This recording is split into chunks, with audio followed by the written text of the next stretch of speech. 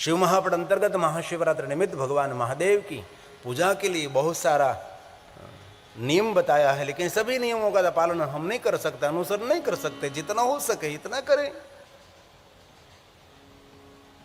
और अगले दिन भौम प्रदोष भी है। महाशिवरात्रि बुधवार की है। वैसे तो आचार्य लोग कहते हैं कि त्रयोदशी के दिन सुबह में जल्दी उठकर ब्रह्म मुहूर्त में दीप को प्रज्वलित करना चाहिए, क्योंकि अखंड दीप रखना है। तो त्रयोदशी के दिन प्रातःकाल अखंड दीप प्रज्वलित करें। त्रयोदशी का पूरा दिन अखंड दीप रखें। और बहुत सारे भाइयों बहनों के घर में तो रोज अखंड दीप रहता है, नित्य अखंड दीप, कभी उसके घर में दीप बुझता नहीं है।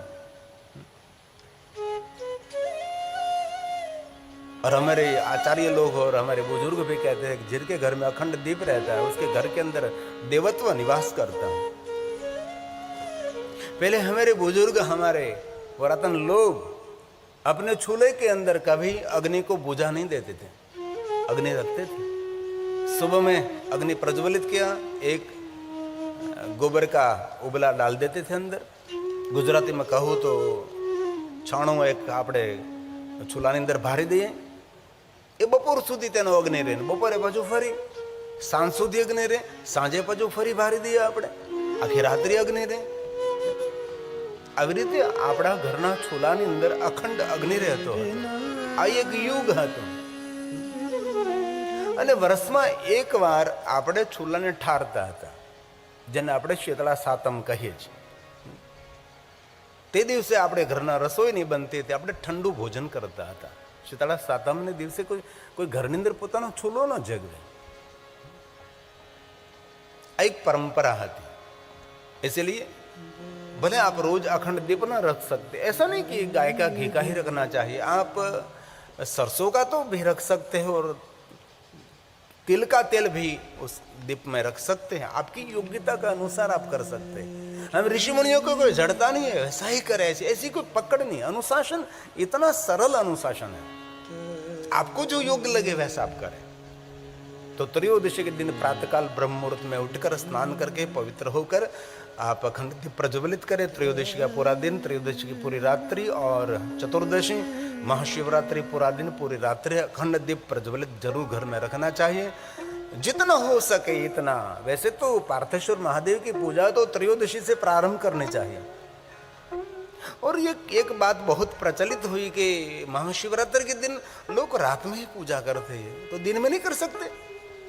अरे दिन में भी आप प्रातःकाल महादेव का पूजन करें, दिन में प्रहर में ब्रह्म मुहूर्त में उठकर 6 बजे से पहले पूजा कर दें और 6 बजे से 9 बजे की दिन की पूजा करें, 9 बजे से 12 बजे की, 12 बजे भगवान की महाआरती करें, 12 बजे की पूजा के बाद 3 बजे पूजा पूर्ण करें, 3 बजे पूजा प्रारंभ होने के बाद 6 बजे पूजा पूर्ण करें, 6 बजे पूजा पूर्ण होने के बाद फिर से प्रारंभ करें। ऐसे लगातार पूजा है।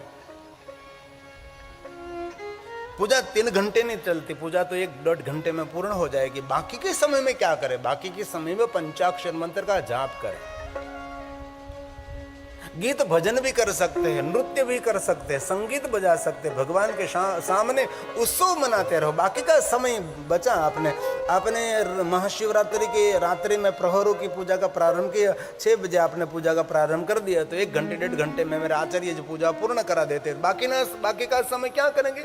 बैठे बैठे शांति से पंचाक्षर मंत्र का जाप करें, अथवा गुरुदेव ने दिया हुआ गुरु मंत्र का जाप करें। भजन कीर्तन भी कर सकते हैं, संगीत बजा सकते हैं, नृत्य कर सकते हैं। हमारे दक्षिणी शिवालयों में, दक्षिण भारत के शिवालयों में बहुत सारा नृत्य रहता है। भगवान के सामने नृत्य करते हैं, विद्वान लोग नृत्य करते हैं, आचार्य लोग नृत्य भगवान के सामने नाचते हैं, नृत्य करते हैं। ऐसा नहीं कि कृष्ण परंपरा में ही नृत्य है। कृष्ण परंपरा में जो नृत्य है उससे तो हजारों गुना नृत्य की महिमा शिव परंपरा में है, क्योंकि नृत्य का आचार्य तो भगवान शिव है, भगवान महादेव है, भगवान शिव है। इसलिए पार्थेश्वर महादेव की पूजा की बहुत प्रधानता है, श्रेष्ठता है। मिट्टी में से भगवान महादेव का लिंग स्वरूप निर्माण करें, क्योंकि शिवालय में तो सब लोग नहीं जा सकते हैं। शिवालय में तो इस दिन भक्तों की इतनी संख्या रहती है, अकल्पनीय अकल्पनीय। कभी साल में नहीं जाता, वो भी महाशिवरात्रि के दिन तो भगवान महादेव के शिवालय पहुंचेगा। और फिर से एक बात याद दिलाता हूँ, बहुत हृदय के साथ मैं आपको आदर के साथ कहता हूँ, घंटों घंटों तक शिवालय में दर्शन करने की लाइन में खड़े रहने की कोई जरूरत नहीं है। शिवालय पहुंच गए हैं, इतने बड़े लाइन है, कल 1 घंटे 2 घंटे 3 घंटे लाइन में रहने की जरूरत नहीं है। बाहर से आदर के साथ भगवान शिव जी के शिखर और ध्वजा का दर्शन कर लीजिए और पूरे शिवालय की परिक्रमा कर लीजिए। हो गई भगवान महादेव की पूजा और महादेव का हो गया अर्चन, महादेव का हो गया दर्शन। शिव जी की बातें बहुत सरल है, शंकर जी जड़तावादी नहीं है, शंकर जी बहुत सरल है, नम्र विनम्र देवता भगवान महादेव हैं। कम भक्ति करने से जल्दी वरदान देने वाला भगवान महादेव हैं। इसलिए शिवालय में विशेष प्रकार से आप पूजा नहीं कर सकते तो आपके घर के अंदर आपने मिट्टी में से बनाया हुआ शिवलिंग, उनकी पूजा करें। ये भी नहीं हो सकता तो आपके घर में जो शिवलिंग, उसको चलित शिवलिंग कहा जाता है। हिरता फिरता हालता चालता शिवलिंग, चलित शिवलिंग मंदिर में से बाहर निकालकर सुंदर पात्र में स्थापित करें, उनकी पूजा करें जैसे आपको योग्य लगे। जैसे तो राजोपचार, षोड़ोपचार, पंचोपचार, एकोपचार, आपको जो ठीक लगे। इसी सरल पूजा में आपको दिखा देता हूं। पहले तो भगवान को मंदिर में से बाहर पात्र में अथवा बाजोट पर, चौगट पर महादेव को शुद्ध जल से स्नान कराए और शुद्ध स्नान कराने के बाद भगवान शिव जी को जो दूध, दही, जो पंचामृत, जो द्रव्य है, द्रव्य स्नान कराए। सुगंधित द्रव्य से लेकर बहुत सारे द्रव्यों की परंपरा, जितना हो सके इतने द्रव्यों से भगवान शिव जी का अभिषेक करें और फिर शुद्ध जल से महादेव का अभिषेक करें, शुद्ध जल से महादेव की पूजा करें।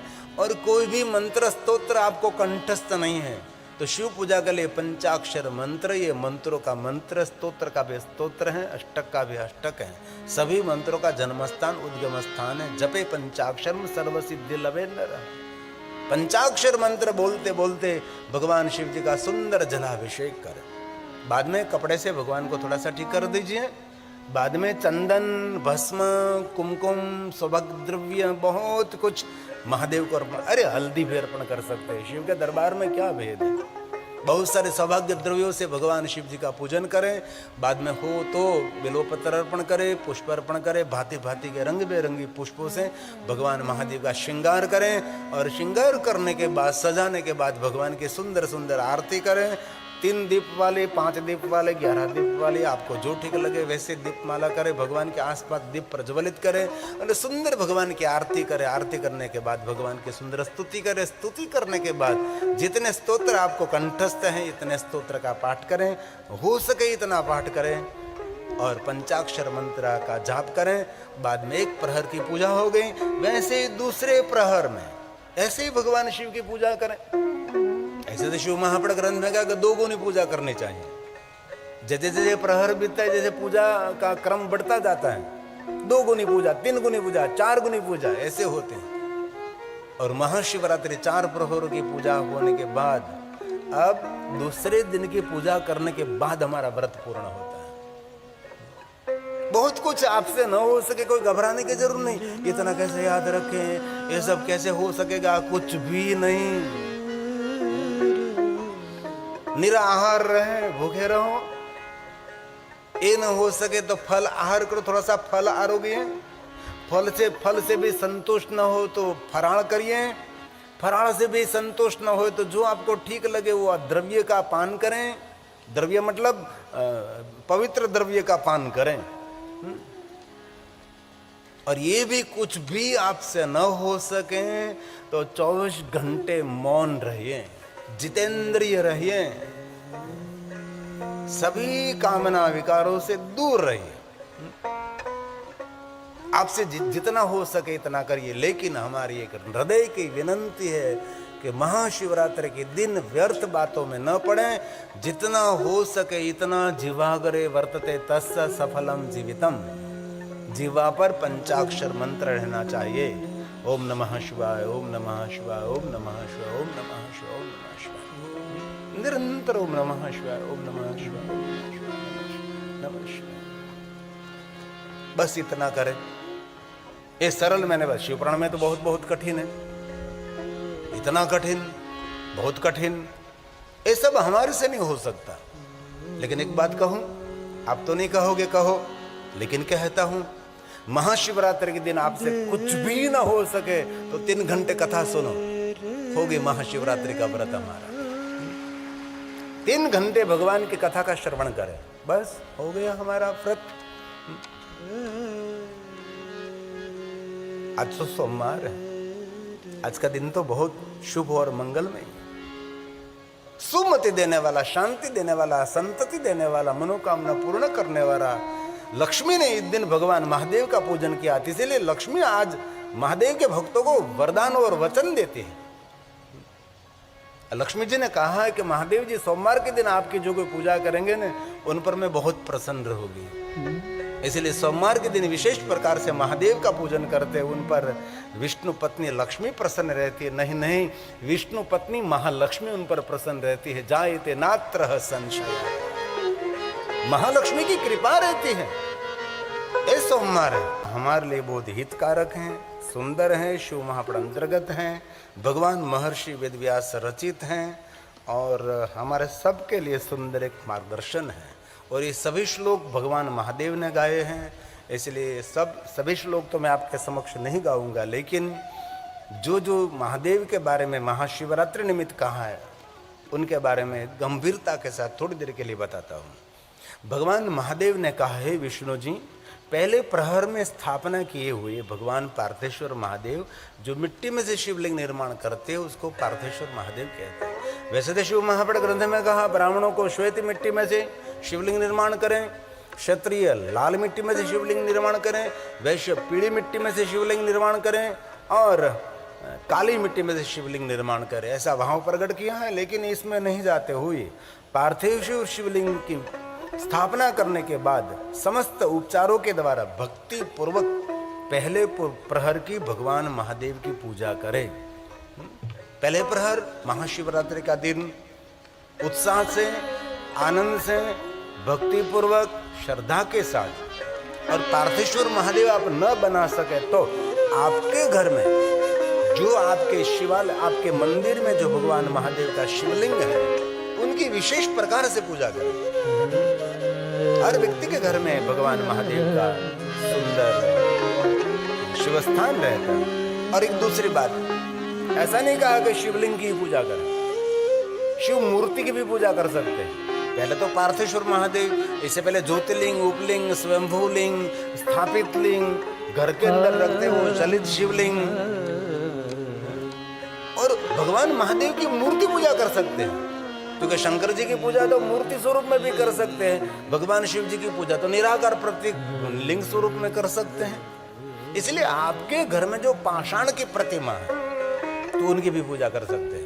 पाषाण की प्रतिमा, पत्थर की जो प्रतिमा है, उनसे आप भगवान महादेव का पूजन कर सकते हैं। ऐसे ही जैसे शिवलिंग की पूजा करते हैं, वैसे भगवान महादेव की मूर्ति स्वरूप की भी पूजा कर सकते हैं। लेकिन जो कुछ करे, जे करे, भक्ति पूर्वक करे, आदर के साथ करे। प्रथम चे यामे, प्रथम प्रहर में भगवान की स्थापना करो। स्थापितं पार्थिवं हरे। विष्णु जी पहले प्रहर में भगवान शिव जी की स्थापना करे, और स्थापना करने के बाद पूजयेत् परया भक्त्या सुपचरैर्निकषः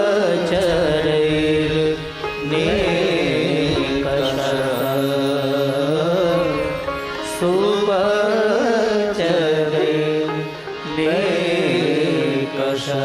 इसलिए जितना हो सके इतना करें। और आगे बहुत सुंदर बात कही है, सदा पहले पंचामृत से भगवान शिव जी को अभिषेक करे। पंचामृत मतलब 5 द्रव्यों को एकत्र करके उसको पंचामृत कहा जाता है। पंचामृत एक अमृत है। और एक बात बहुत मैंने दक्षिण भारत में से सीखी है, दक्षिण भारत में भगवान शिव जी को पंचामृत से अभिषेक कराते हैं। इससे पहले भगवान शिव जी को शुद्ध जल से, कोई सुगंध द्रव्य नहीं, कोई जहरीला द्रव्य नहीं, वैसे पहले भगवान शिव जी को बहुत शुद्ध जल से अच्छी तरह से भगवान को स्नान कराते हैं। बाद में भगवान को एक अलग पात्र में रखकर पंचामृत से अभिषेक कराते हैं। और पंचामृत में भगवान महादेव का अभिषेक होने के बाद ये पंचामृत एक तरफ ले लेते हैं, फिर शुद्धोदक जल से स्नान कराते भगवान को। ये जो शिव जी को चढ़ाया हुआ पंचामृत है, ये सबको एक एक चम्मच देते हैं।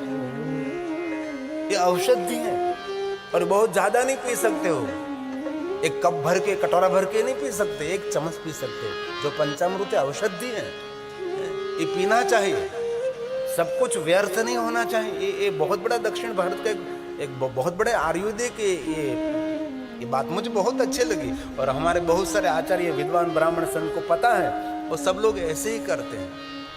और दक्षिण भारत के अंदर मैंने एक देखा, महादेव को जितने खाद्य द्रव्य अर्पण करते हैं, एक भी खाद्य द्रव्य वो व्यर्थ नहीं जाने देते। सभी खाद्य द्रव्य एक तरफ ले लेते हैं। दूध से अभिषेक हुआ, दही को हुआ, शहद मध से हुआ, फलों से रस से हुआ, बहुत कुछ अभिषेक की इतनी परंपरा है कि 9 दिन विद्वान आचार्य अभिषेक पर बोल सकते हैं। जो महादेव को अभिषेक किया जाता है उन पर व्यक्ति, हमारा आचार्य 9 दिन उन पर बोल सकते हैं, शिव पूजा के अभिषेकों पर। और महादेव की पूजा की जो महिमा है ना, उनके समान दुनिया में कोई देवताओं की पूजा की महिमा नहीं। इसलिए बहुत दिल से कहता हूं, जितना हो सके इतना जरूर करना। आप महाशिवरात्रि आ रही है, क्यों महाशिवरात्रि आ रही है? हमारा भाग्य बदलने के लिए महाशिवरात्रि आ रही है, हमारे जीवन को परिवर्तन करने के लिए महाशिवरात्रि आ रही है, हमारा सबका मंगल और कल्याण करने के लिए ये महाशिवरात्रि आ रही है।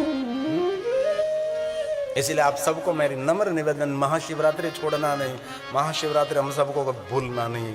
इसलिए 5 द्रव्यों से पंचामृत भगवान महादेव का अभिषेक करें, अलग अलग उपचारों से भगवान शिव की पूजा करें और अनेक मंत्रों का उच्चारण करते हुए भगवान शिव जी को अलग अलग द्रव्य अर्पण करें। और सभी उपचार, सभी मंत्र आपके पास नहीं है तो भगवान शिव की पूर्ण पूजा पंचाक्षर मंत्र बोलकर कर सकते हैं, इसमें कोई दोष नहीं है। इसलिए कहा पंचद्रव्येश्च प्रथमं पूजनीयो हर सदा। श्री हरि को कहते, हरि को कहते, हर बोलते, हरि को कहते हैं। ऐसे भगवान महादेव की निराकार लिंग स्वरूप का पूजन करें। तस्य च मंत्रे, अलग अलग मंत्रों से तस्य पृथक् द्रव्यं समर्पये, पृथक् द्रव्यं समर्पये। इस प्रकार जलधारा चढ़ाइए। कोई भी द्रव्य का अभिषेक किया तो बाद में शुद्ध जल से भगवान महादेव को अभिषेक करते हैं। और जो जो द्रव्य आपने अर्पण किया है अच्छी तरह से धुल जाए, अच्छी तरह से उतर जाए, वहां तक भगवान महादेव को शुद्ध जल से अभिषेक करे, शुद्ध जल से भगवान महादेव को स्नान कराए। सभी श्लोक नहीं गाऊंगा मैं, शिव महापड़ ग्रंथ में भी संक्षिप्त हैं। इनमें से मैंने बहुत सारा संक्षिप्तकरण करके आपके समक्ष मैंने महाशिवरात्रि निमित्त कहने का मैंने प्रयास किया है। और अलग अलग मंत्र स्तोत्र आपसे न हो सके तो भगवान शिव जी को द्रव्य अर्पण करते समय भगवान शिव जी के 108 नामों बोलकर भगवान शिव जी को द्रव्य चढ़ाए। भगवान महादेव के जो 108 नाम है, एक एक नाम बोलते जाइए, भगवान महादेव को द्रव्य अर्पण करते रहो। और एक बात सुंदर भगवान महर्षि वेदव्यास जी ने कही है, जो आपसे इस द्रव्यों से इस तरीके से भगवान महादेव का पूजन न हो सके तो ये श्रवण करने मात्र से इस मनुष्य को भगवान शिव जी की पूजा का फल मिलता है। क्या महात्म्य है, क्या भगवान व्यास जी की तीक्ष्ण दृष्टि, दूर की दीर्घ दृष्टि है। आपसे कुछ भी न हो सके, आपसे पूजा न हो सके, ये सब श्रवण करें, ये सब सुनने मात्र से आपको भगवान महादेव की पूजा का फल मिलेगा। इसलिए 108 नाम बोलकर, 108 नाम पढ़कर भगवान शिव जी का निर्गुण रूप, सगुण रूप, शिव जी की मूर्ति लिंग स्वरूप कोई भी की पूजा कर सकते हैं, ऐसा भगवान व्यास ने कहा है। शतमष्टोत्तरं मंत्रं पठित्वा जलधारया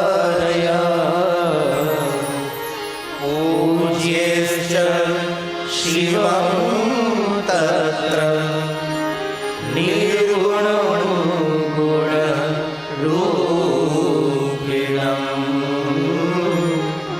निर्गुणं गुणरूपिणं। मूर्ति स्वरूप लिंग स्वरूप की भगवान शिव जी की आपको जो योग्य लगे वैसे भगवान शिव जी की पूजा करें। और ध्यान दीजिए, 108 नाम भी न बोल सके, अलग अलग मंत्र का उच्चारण भी आपसे न हो सके, कुछ भी न हो सके, तो बहुत सुंदर बात, गुरु द्वारा प्राप्त शिव मंत्र से महादेव की विशेष प्रकार से पूजा करें, अथवा नाम मंत्र से सदा शिव जी की पूजा करें।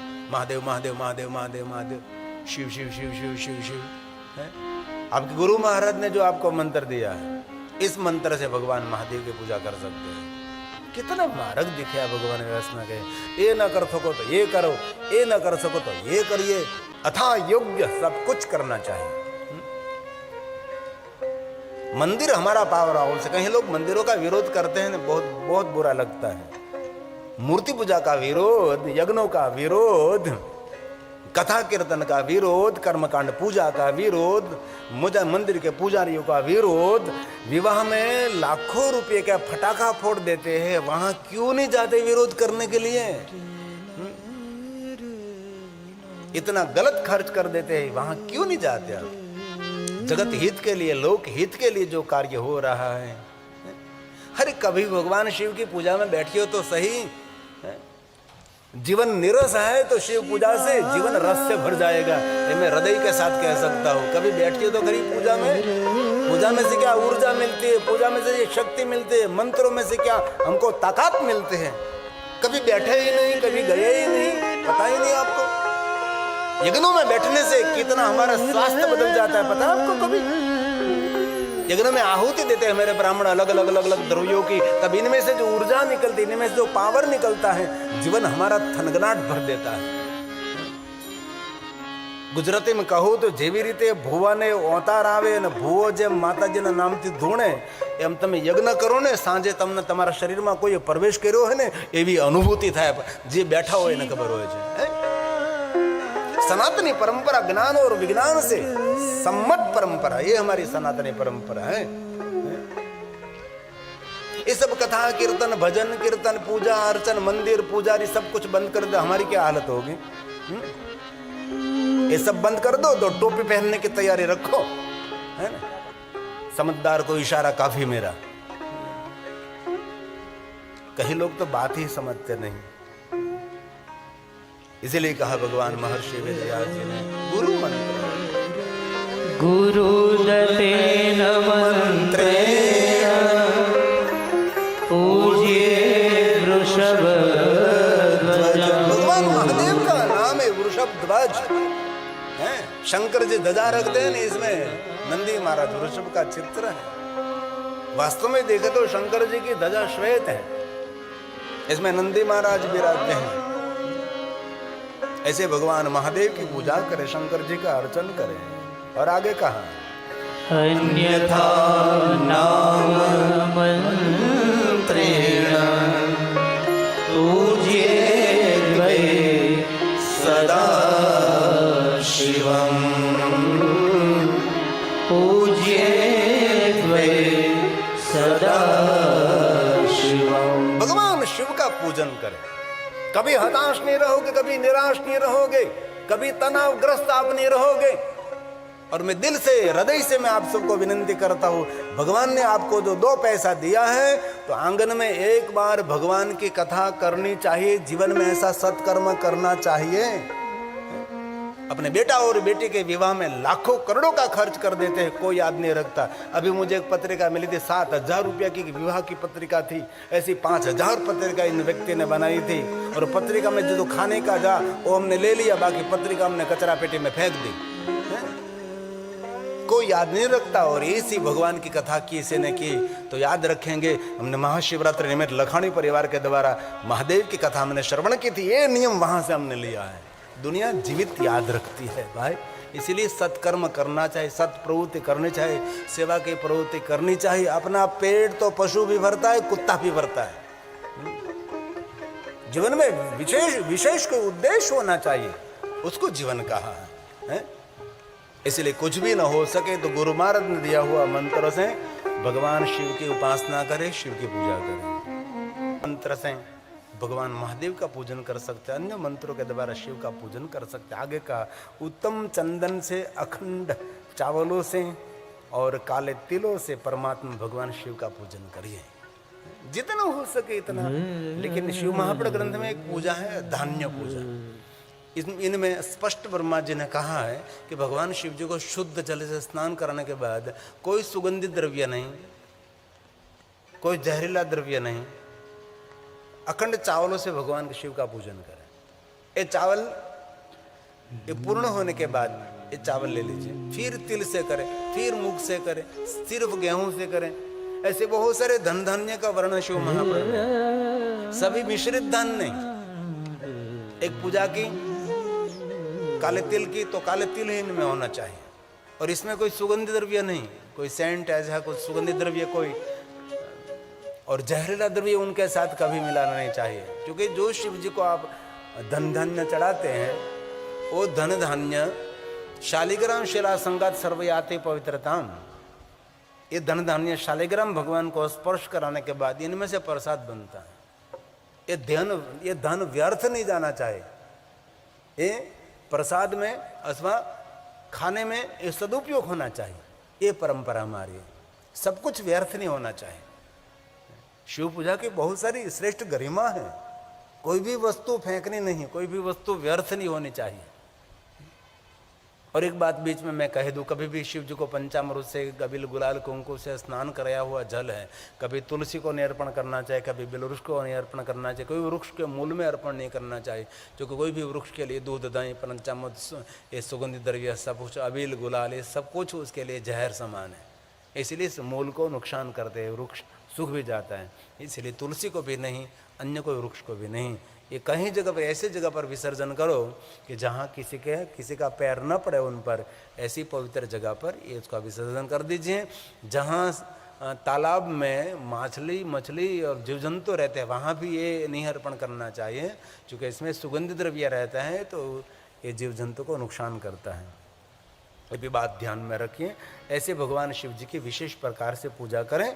और आगे कहा 100 पंखड़ियों वाला कमल पुष्प भगवान महादेव को चढ़ाइए, ऐसा भी भाव प्रकट किया है। और विशेष प्रकार के कनेर के पुष्प महादेव को अर्पण करें। कनेर लंबे फूल वाले कनेर, इसमें पीला, श्वेत, रंग बेरंगी भगवी, इसमें बहुत सारे रंग कलर आते हैं। कनेर के पुष्प, कनेर के 2 प्रकार के पुष्प आते हैं, एक लंबी कनेर के लंबा पुष्प ये भी कनेर, और एक गोल पुष्प कनेर। इनमें भी सिंगल पंखड़ी वाले ये भी कनेर के फूल आते हैं, गोटा फूल वाले कनेर आते हैं। कनेर मतलब आपणे गुजराती में करण ना फूल भगवान ने चढ़ावाना छे।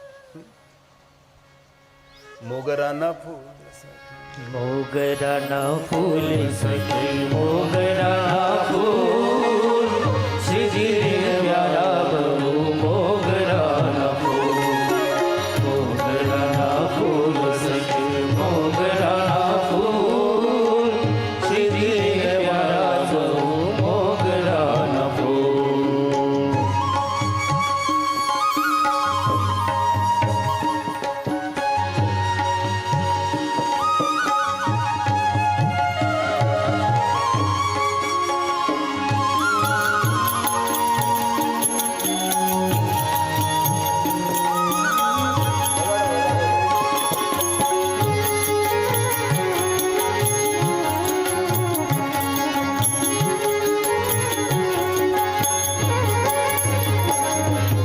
लक्ष्मी वाड़ी श्रीजीनी रूड़ी रड़ियाड़ी, लक्ष्मी वाड़ी श्रीजीनी रूड़ी रड़ियाड़ी, पुष्पो लेवाने हूँ तो प्रेमे बिहारी, पुष्पो लेवाने हूँ तो